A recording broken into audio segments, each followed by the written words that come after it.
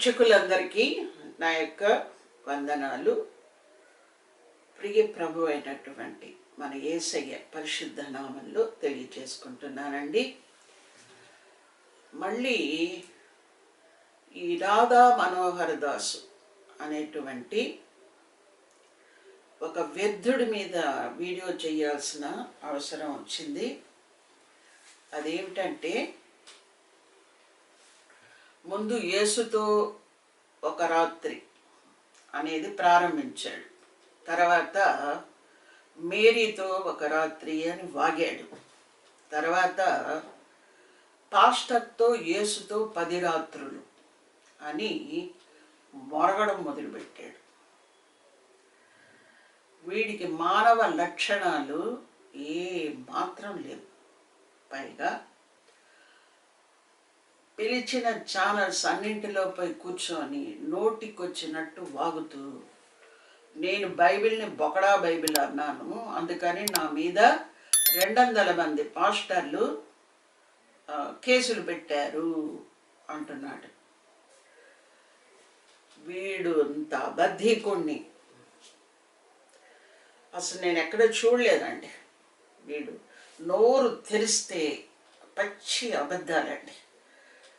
వీడు అసలు నిజంగా వచ్చే వీడి గ్రంథం ప్రకారమే వీడు వచ్చే జన్మలో మరి ఏంగా పుడతాడో కూడా నాకు తెలియదు. అసలు ఒక పురుగే పుడతాడని నేను అనుకుంటున్నా. అసలు ఎన్ని అబద్ధాలు.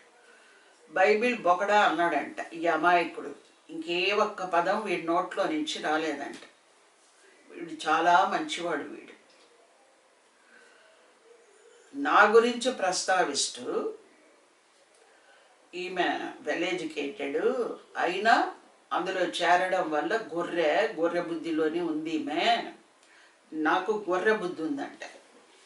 నాకు గొర్రె బుద్ధి ఉంది అని అనుకోవడంలో నాకు వచ్చే నష్టమేమీ లేదు, కానీ అది నీలాంటి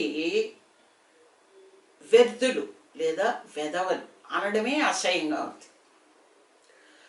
నీకు ఆల్రెడీ నేను ఆన్సర్ చెప్పాను. లింగ పురాణంలో శివుడు దేవతలతో సహా అందరినీ కలిపి మీరు పశువులు అని ఒప్పుకొని పాశుపత వ్రతము చేసి ఆ బంధకముల నుండి విడిపడండి అని చెప్పాడు అని చెప్పాను.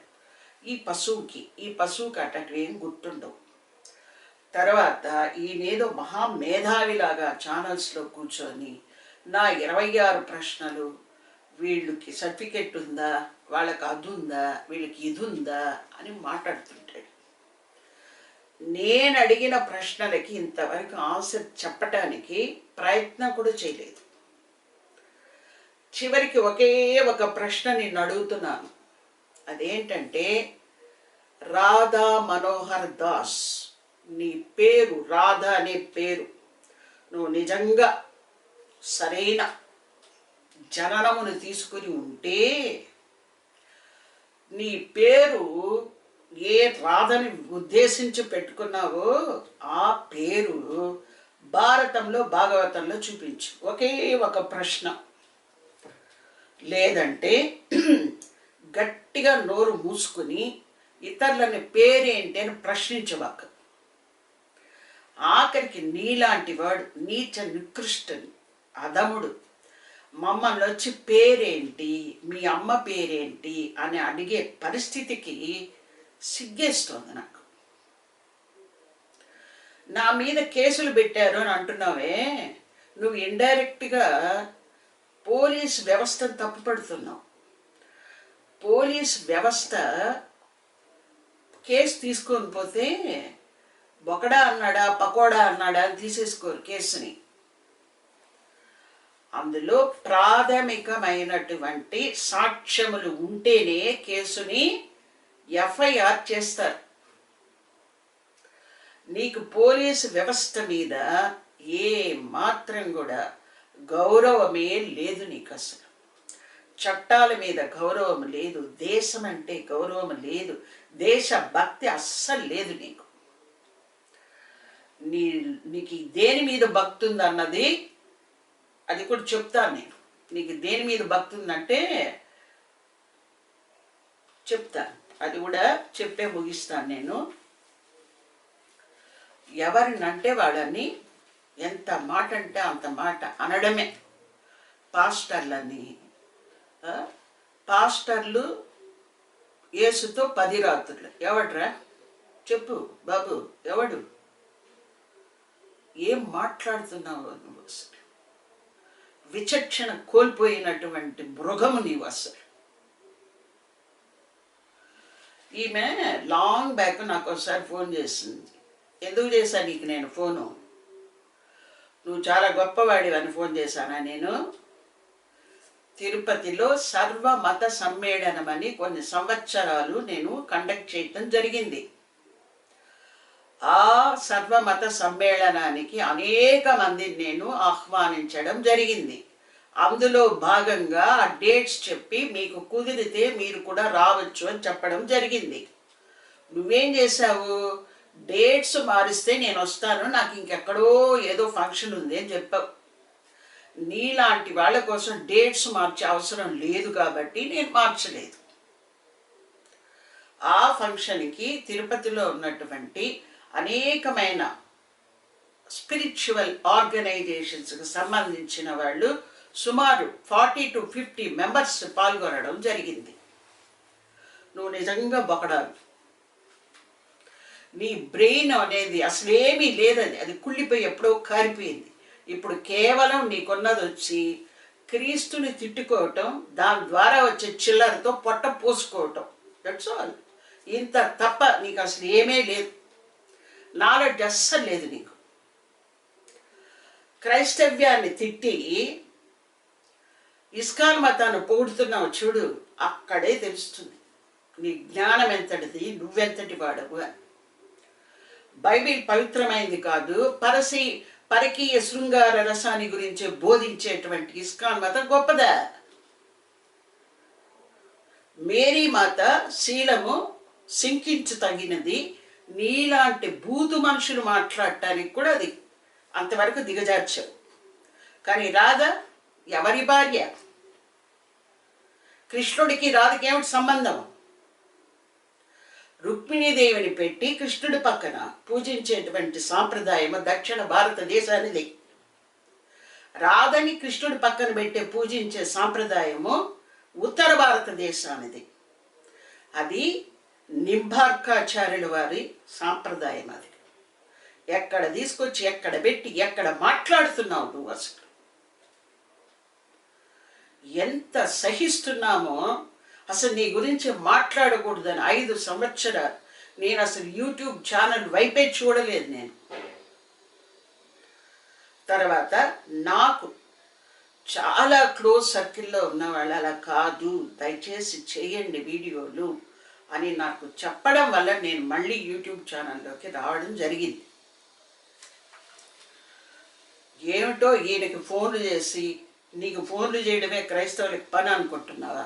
నువ్వే చెప్తావు నాకు ఫోన్ చేయండి, నాకు ఫోన్ చేయండి, నాకు ఫోన్ చేయండి అని. క్రైస్తవులకు ఫోన్ చేయకపోతే నీకెవడు చేస్తాడు ఫోన్?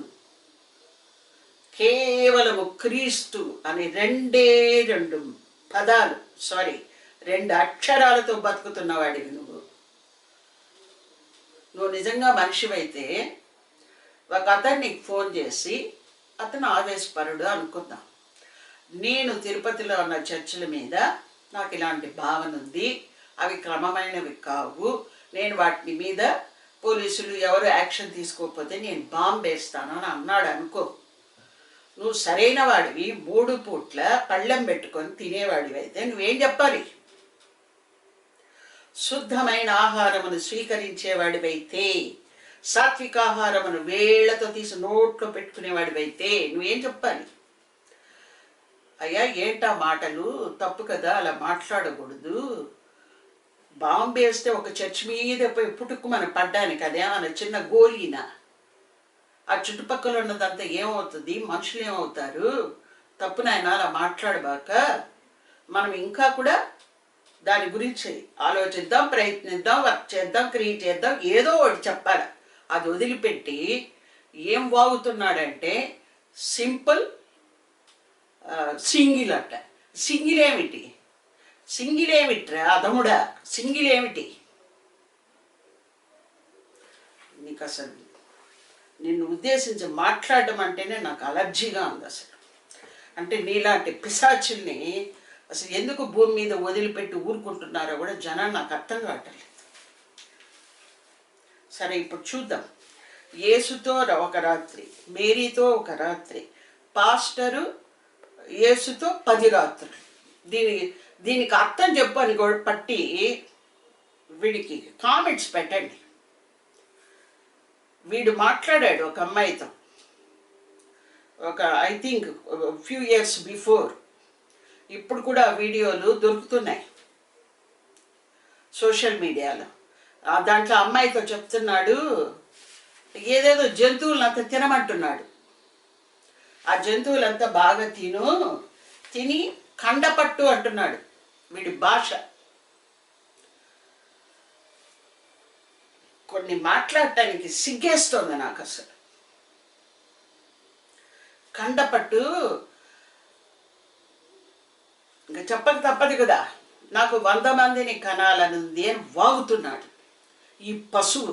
అందుకనే వీడు చూడండి, వీడి మాటలన్నీ కూడా నీచ నికృష్టమైన భావాన్ని కలిగి అధమమైన భావజాలంతో నిండి ఉంటాయి. యేసుతో ఒక రాత్రి, పాస్టర్తో యేసుతో 10 రాత్రులు, మేరీతో రాత్రి. వీడికి నిజంగా ఏ మాత్రమైనా సరే ఆ నెత్తి మీద పెట్టుకున్న దైవికమైన నామానికి వీడు విలువిచ్చే మనిషి అయితే వీడు మృగమే. ఆ నోట్లోంచి ఆ మాటలు రావచ్చా? తత్వచింతన కలిగిన వాడైతే ఆ మాటలు రావచ్చా? వీడు అచ్చుగా ఆంబోతు, అచ్చోసిన ఆంబోతు వీడు. అసలు నిన్ను సర్వమత సమ్మేళనానికి రా అని పిలిస్తే ఈమె నాతో లాంగ్ బ్యాక్ మాట్లాడింది. ఏం మాట్లాడాను నీతో? లాంగ్ బ్యాక్ ఏం మాట్లాడాను? నీకేమైనా గుర్తుంది? షార్ట్ అని నువ్వు ఒకరితో మాట్లాడితే కదా, పొద్దున్న లేచినప్పుడు రాత్రి వరకు ఎవడు పడితే వాడితో వాగుతూ ఉంటావు. నీకేం గుర్తుంటుంది? పైగా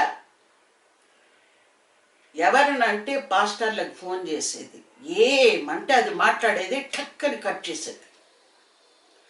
ఒకవైపు విజయ్ కుమార్ గారు, విజయ్ ప్రసాద్ రెడ్డి గారు, అలాగే ఇంకా చాలామంది పాస్టర్లు, పిల్లల పేర్లు పాస్టర్ల పేర్లు నాకు గుర్తు రావటం లేదు, కానీ ఈ అనిల్ కుమార్ గారు వాళ్ళు, జాన్ కొయ్య గారు వాళ్ళు, హనీ జాన్సన్ గారు వాళ్ళు, ఇలా బోలెడు మంది మేము ఆన్సర్లు చెప్తాము అని పాప చెప్తూ ఉంటే, మీ సర్టిఫికెట్లలో ఏముంది? సర్టిఫికెట్స్ కూడా వస్తాను, ముందు ఈ రాత్రులు కథ తేలుస్తాను, తేల్చిన తర్వాత మళ్ళీ వెనక్కి పోదాం. సరే, ఇప్పుడు అయ్యా దాసయ్య, శివరాత్రి అంటే ఏమంటే అర్థం చెప్పు నాకు. యేసుతో రాత్రి అన్నది తప్పు. యేసుతో ఒక రాత్రి అంటే తప్పు.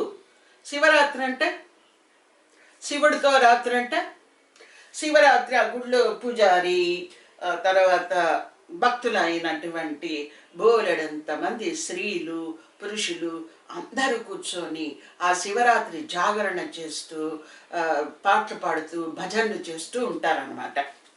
దాన్ని ఏమంటాం? ఆ ఛానల్స్లో కూర్చునేది ఆమె, ఇంకొక ఆమె చెప్తా ఉంది, హేమలత అనే ఒక ఆమె మీ గురించి మాట్లాడుతోంది, మా మీద కేసులు పెట్టమని చెప్తోంది. ఏమి నీకు తెలియదని వాగేది? ఏం వాగుతున్నావు తెలియదు నీకు? ఇది వాగచ్చా, ఇది వాగకూడదా, ఎదురుగా కూర్చిపెట్టుకున్న వాడికి ఏం మాట్లాడాలి అన్నది ఆ కనీస జ్ఞానం లేకుండా ఎట్లున్నారు మీరు ఛానల్స్ పెట్టుకొని?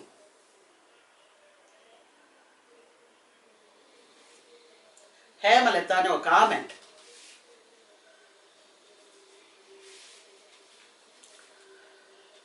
శివరాత్రికి అర్థం చెప్పు. అలాగే జాగరణలు చేసే పండుగలు బోలుడు ఉన్నాయి, రాత్రులే, దానికి చెప్పు మీనింగ్. ఎంత నీచుడంటేనండి వీడు. నాకు మా కుటుంబంలోనే హిందువులు ఉన్నారు. నా భర్త గారు కూడా హిందువే, నా అత్తగారు వాళ్ళు హిందువులు. నేను పుట్టి పెరిగింది, నా నేటివ్ ప్లేస్ వచ్చి తిరుపతి. తిరుపతిలో నాకు బోలెడంతమంది బంధువులు ఉన్నారు, అందరూ హిందువులే. అమ్మ వైపు వాళ్ళు హిందువులే, నా చుట్టుపక్కల వాళ్ళు హిందువులు, నా ఫ్రెండ్స్ సర్కిల్ కూడా అందరూ హిందూసే. నేను పనిచేసే స్థలంలో కూడా అందరూ హిందువులే. ఎవరితోనూ ఎవరికి ఏ సమస్య లేదండి. We are all happy. ఉన్న జీవితంతో చాలా చక్కగా ఒకరితో ఒకరికొకరు సహాయం చేసుకుంటూ స్నేహంగా చక్కగా జీవిస్తున్నాం. ఎక్కడి నుంచి వచ్చాడో ఈ వ్యర్థుడు, వీడితో తలనొప్పిగా ఉంది. అసలు వీడి నోరు తెరిస్తే బూతులు, అసలు వీడికి ప్రతిదీ బూతుగానే కనిపిస్తుందండి.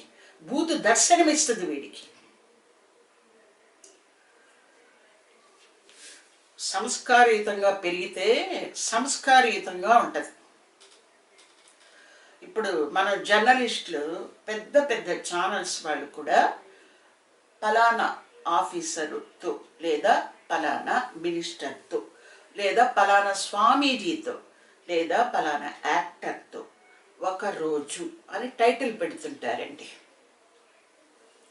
దానికి అర్థం ఏంటంటే ఆ ఒక్క రోజులో వాళ్ళందరూ ఎలా వాళ్ళ కార్యక్రమాన్ని చేస్తున్నారు, ప్రజలకు అది ఎంత ఉపయోగకరంగా ఉంది, వారు ఏ విధంగా ప్రజలకి అందుబాటులో ఉపయోగకరంగా జీవిస్తున్నారు, ప్రజలకు వీళ్ళు మార్గదర్శకంగా ఉన్నారు అని చెప్పడానికి, నిరూపించడానికి వాళ్ళు ఏం చేస్తారంటే జర్నలిస్టులు మంచి వాళ్ళని, ప్రసిద్ధమైన వాళ్ళని తీసుకొని ఒక్కొక్కరితో వీళ్ళతో ఒక రోజు అని అన్ని ఛానల్స్ వాళ్ళు ఈ ప్రోగ్రామ్స్ చేస్తారు.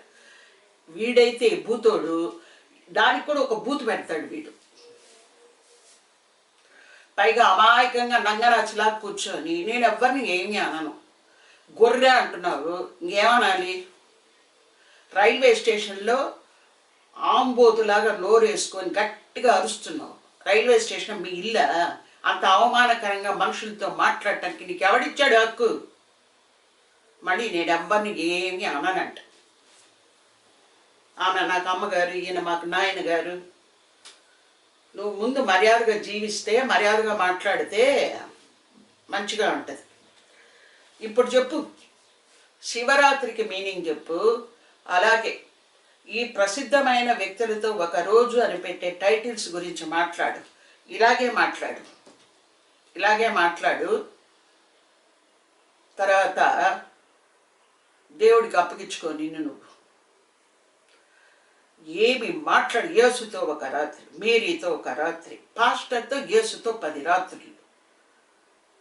మానవులు మాట్లాడే భాష అది. ఎంత ధైర్యంగా, అసలు చిల్లర కోసం ఎంత దిగజారిపోయి ఆ వ్యూస్ కోసం ఎక్కడ పడితే అక్కడ కూర్చొని ఏది పడితే అది వాగడం.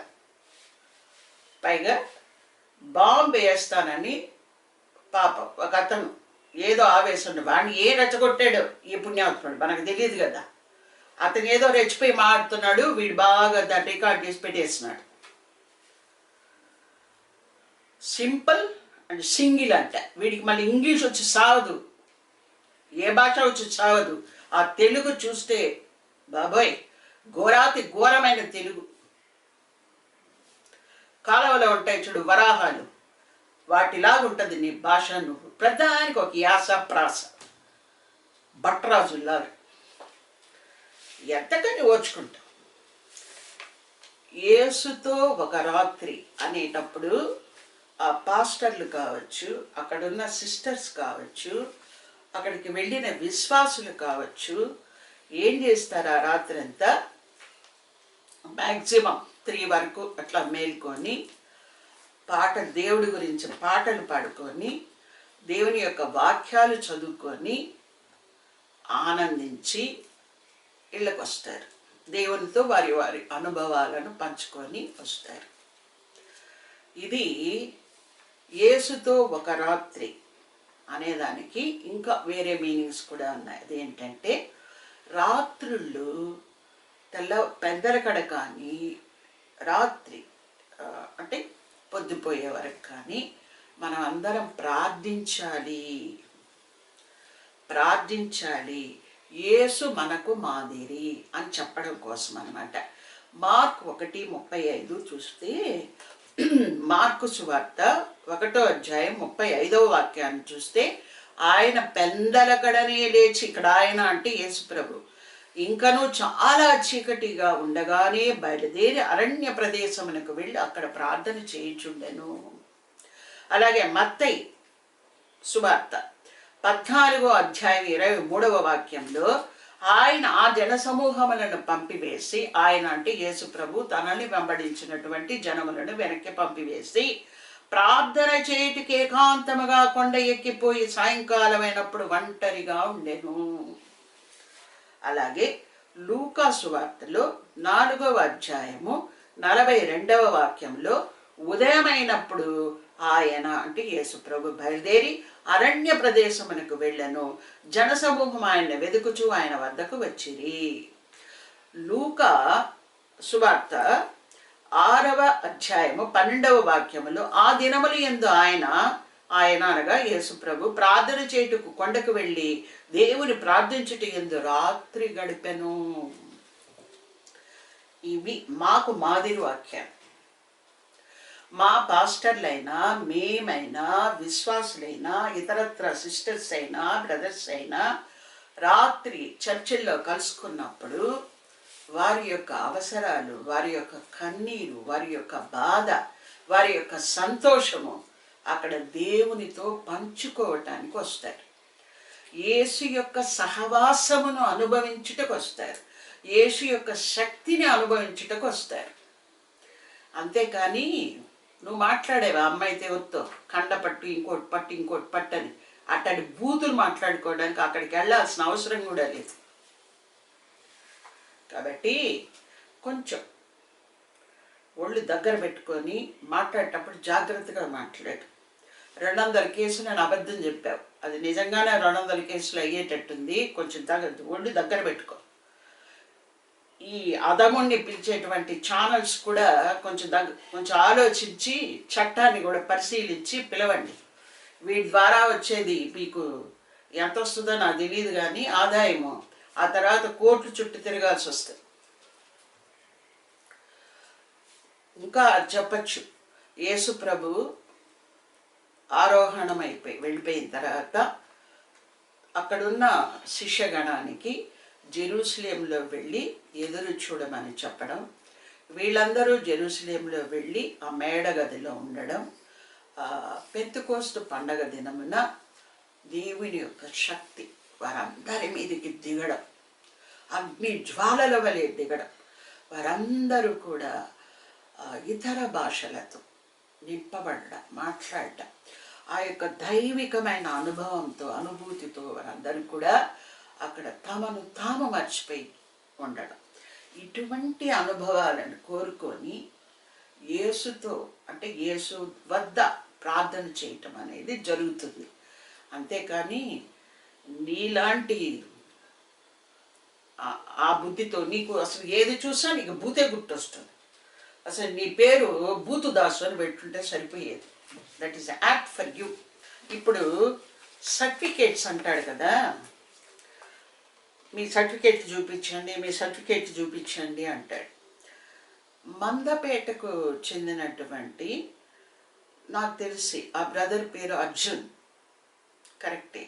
అర్జున్ ఈయన్ని ముందుగానే అపాయింట్మెంట్ తీసుకొని స్వామి మిమ్మల్ని కలవాలని తన స్నేహితుడిని తీసుకొని ఒక ఇంటికి వెళ్ళి, అది ఏ ఊరు అదైతే గుర్తులేదు నాకు, అక్కడికి వెళ్ళి కలవటానికి వెళితే బాబోయ్ పిచ్చి కుక్కలాగా ప్రవర్తించాడండి. ఈ గదిలోంచి ఆ గదిలోకి వెళ్తాడు, ఆ గదిలోంచి ఈ గదిలోకి వెళ్తాడు. ఇది గెట్ అవుట్ అంటాడు.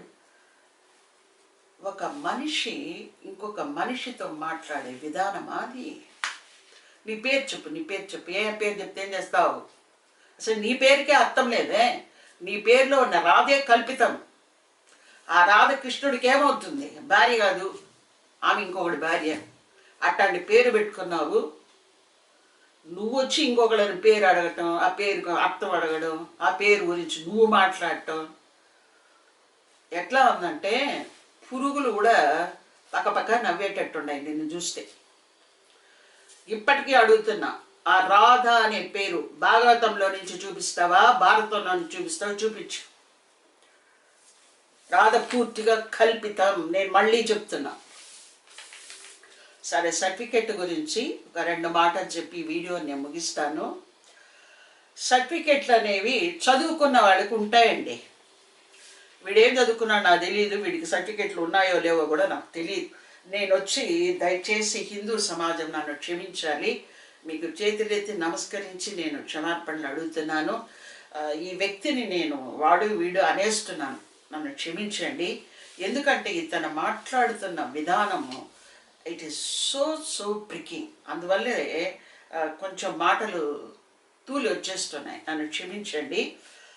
ఈ 2 మాటలు చెప్పి ఈ వీడియోని ఇంతటితో ముగిస్తాను. సర్టిఫికేట్స్ అనేవి చదువుకున్న వాళ్ళందరికీ ఉంటాయండి. ఏమేమి ఉంటాయి? ఇన్స్టిట్యూట్ మన ఇన్స్టిట్యూట్ నుంచి బయట వచ్చేటప్పుడు టీసీ ఇస్తుంది, ట్రాన్స్ఫర్ సర్టిఫికేట్ అనేది ఇస్తుంది, స్టడీ సర్టిఫికేట్ ఇస్తుంది, కాండక్ట్ సర్టిఫికేట్ ఇస్తుంది, ప్రొవిజనల్ సర్టిఫికేట్ ఇస్తుంది, డిగ్రీ సర్టిఫికేట్ డిగ్రీ అయితే, లేదంటే పాస్ సర్టిఫికేట్ అంటాం, ప్రొవిజనల్ సర్టిఫికేట్ ఇస్తుంది. ఈ సర్టిఫికేట్స్లో ఎన్ని సర్టిఫికేట్స్లో మతం గురించి ఉంటుంది. ఈ ఎద్దు మొద్దు దాసుకి, ఈ చదువు సంధ్య లేని దాసుకి సర్టిఫికెట్లు చూపించు. ఏ సర్టిఫికెట్లు చూపించాడు వీడికి? డిగ్రీ సర్టిఫికెట్లు చూపించాలా, ప్రొవిజనల్లో చూపించాలా, కాండక్ట్లో చూపించాలా, స్టడీ సర్టిఫికెట్లో చూపించాలా, డిగ్రీ సర్టిఫికెట్ ఏ సర్టిఫికెట్లో చూపించారు నీకు? ఒక్క టీసీలో ఉంటుంది. ఏమేమి ఉంటుంది ఇప్పుడు నేను చెప్తాను. నేమ్, వ్యక్తి పేరు, సర్ నేమ్, ఇంటి పేరు, క్యాస్ట్, కులం పేరు, religion, Hindu or Christian or Muslim, like that note చేయాలి. నేషనాలిటీ ఇండియన్ అని ఉంటుంది. Indian Hindu, Indian Christian, Indian Muslim అని ఉంటుంది. నువ్వు ఇండియన్ కావా? నేషనాలిటీ ఏం రాసుకోనుండవు నువ్వా? నేషనాలిటీ ఏం రాసుకున్నావు? హిందూ అని రాసుకున్నావా? ఇండియన్ అంటే నేషనాలిటీ. ఇండియన్ నేషనాలిటీలో there are so many religions. Indian society is అనేకమైనటువంటి మల్టిపుల్ లేదా ప్లూరల్ సొసైటీ. అంటే ప్లూరల్ రిలీజియన్స్ అండ్ కల్చర్స్ ఉండే society, multiple religions and cultures ఉండే సొసైటీ. బహుళ మతములు, బహుళ సంస్కృతులు, బహుళ భాషలు ఉండేటువంటి సమాజమే భారతీయ సమాజం. ఆ భారతీయ సమాజంలో as an Indian you are Hindu, that's all. నువ్వెవడి మమ్మల్ని వచ్చి నీ మతం ఏంటి, నీ కులం ఏంటి, నువ్వెవడు అడగడానికి? నువ్వేమైనా ఒక మఠాధిపతివా, పీఠాధిపతివా, లేకపోతే హిందూ సమాజానికి ఏదైనా ఒక ప్రతినిధివా? అట్లీస్ట్ హరే కృష్ణ ఇస్కాన్ వాళ్ళు బయటకి తరిమేసినటువంటి వాడివి. నీకు గురువు లేదు, శిష్యుడు లేదు. నీది బ్రహ్మచర్యాశ్రమమో తెలియదు, ఇంకే ఆశ్రమంలో ఉండవో తెలియదు. నీకు ఒక ఆశ్రమం లేదు, ఏమీ లేదు. ఒక రూమ్ తీసుకొని ఉన్నావు. ఆ రూమ్లో నువ్వేం చేస్తావో మాకు తెలియదు, ఎవరికి తెలియదు, దేవుడికి తప్ప మరొకరికి తెలియదు. నీలాగా నోరు బారేసుకుని ఏదంటే అది అంటానికి ఐఎమ్ నాట్ రెడీ.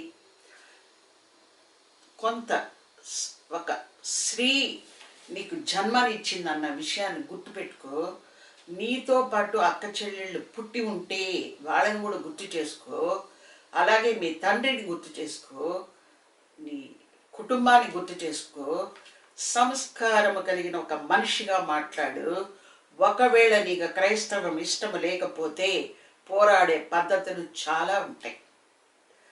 సరైన ఒక మనిషిగా, హిందూ మతాన్ని ప్రేమించేవాడిగా, హైందవమును లేదా హిందుత్వమును గౌరవించేవాడిగా, క్రైస్తవముతో లేదా క్రిస్టియానిటీతో ఎలా పోరాడాలో ఒక ప్రణాళికాబద్ధంగా పోరాడు. నీకు అసలు పోరాటం రాదు, పాడు రాదు. నీకు ఉండేదంతా ఒకటి ఆరాటం, ఆకలి, అంతే. ఎవరైనా అమ్మాయిలు దొరికితే ఇట్లాంటి కుష్టు భాష మాట్లాడటం, అక్కడ ఇక్కడ చిల్లర ఏరుకోవటం, నీ చిల్లర బతుకు నువ్వు మాట్లాడటం. నీకు గౌరవిస్తే ఆ గౌరవము నీకు అర్థం కావటంలే. Certificate A certificate దమ్మంటావు? క్రైస్తవులారా అందరూ అడగండి, వీడియోలు కింద చెరిగేయండి. ఏ సర్టిఫికేట్ దమ్మంటాడో అడగండి. శివరాత్రి గురించి ఏం చెప్తాడో అడగండి. అసలు ఇంతటి నికృష్టుణ్ణి నేను ఇంతవరకు, నాకు 65 దాటిందండి. ఇన్ని సంవత్సరాలలో తిరుపతిలో ఉన్నాను. నాకు అంతో ఎంతో ప్రపంచంతో పరిచయం ఉంది. నేనెక్కడ కూడా ఇటువంటి నికృష్ట నీచ అధముని నేను ఇంతవరకు చూడలేదండి. వీడిని యేసు ప్రభువుకి అప్పగించి ప్రార్థన చేస్తున్నాను. ప్రభువా వీడిని మార్చు, వీడిని నీ చేతులకు అప్పగిస్తున్నానని మరొక్కసారి ప్రభువుకే వీడిని అప్పగించుకుంటున్నాను. ఇంతటితో ఈ వీడియో ముగిస్తున్నానండి.